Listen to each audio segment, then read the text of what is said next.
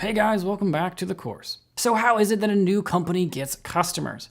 Well, every company on the planet has started out at some moment in time with 0 customers. So how did they go from 0 to their first one, and then to their first 100, and then their first 1,000? In this lecture, I'm going to explain how virtually all businesses start out getting their customers, and how we're going to use that exact model as a guide for this course. Now, I'm sure all of you know someone that has started, let's say, a small business. And I mean started, not inherited, not bought, started from scratch. And yes, we are technically talking about people like Richard Branson and Donald Trump, who did start their businesses, but they started it with a couple $100 million in inheritance, which tends to make things easier. Let's use the example of a normal person that has started an online clothing shop. Let's say he likes to design clothes, so it was a natural fit for him. When you look at that business from an outsider's perspective, it appears that they are doing several large things that get them customers.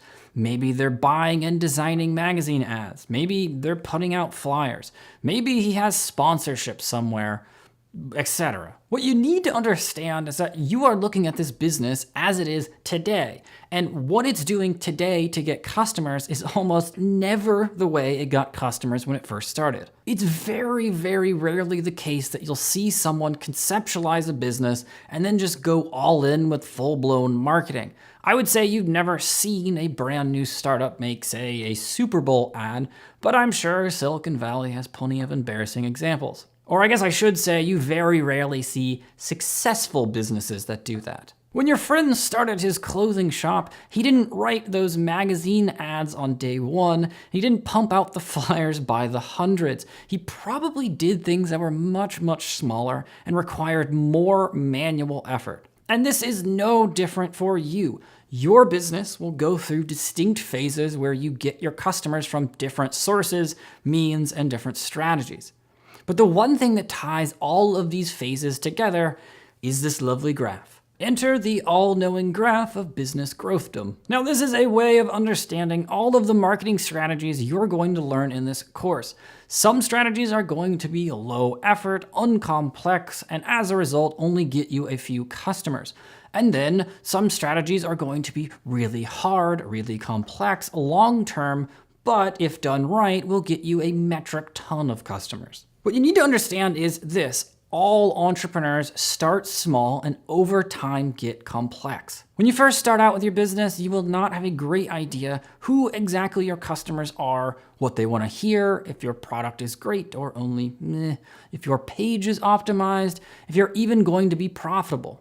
And this uncertainty means you need to try to preserve your resources and test the waters a little bit before you jump right in. To do this, you're going to focus on manual strategies, and that's everything we're going to do in section 1. It's also known as your first 10 customers. After you've gotten your first 10 customers, a little more feedback, a better but not fantastic understanding of what people are responding to, how to angle your messaging, you move up the chart and start some midterm strategies. This is what we do in the next section. We focus on strategies that are still pretty easy, but will get you 100 customers if done right. They're also less manual and generally more complex, but only slightly. Then you can pretty much guess where I'm going with this. We now have more data. We know roughly how popular our product is, what are the major consistent complaints from customers, how to match their needs after they use the product.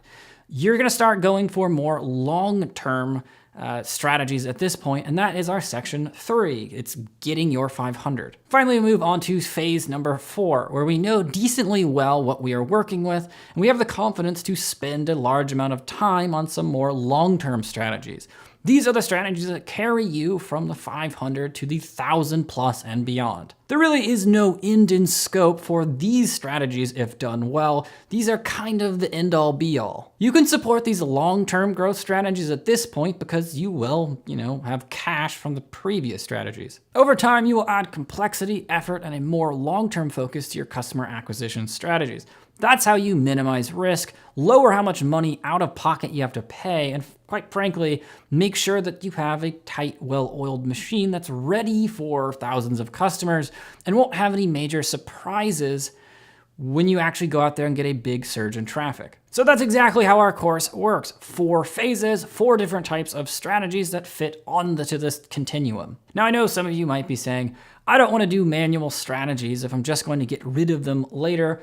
That doesn't scale. Well, as it turns out, businesses that refuse to do these manual grunt work strategies in the beginning of their business are something like 5 times more likely to fail. There's actually an article attached in the resources. I strongly suggest reading it. It's from Paul Graham, the founder of Y Combinator, called Do Things That Don't Scale. You can kind of guess what he says. In the next lecture, let's hit on a quick concept about growth that will help you understand how these later strategies work together. All right, see you then.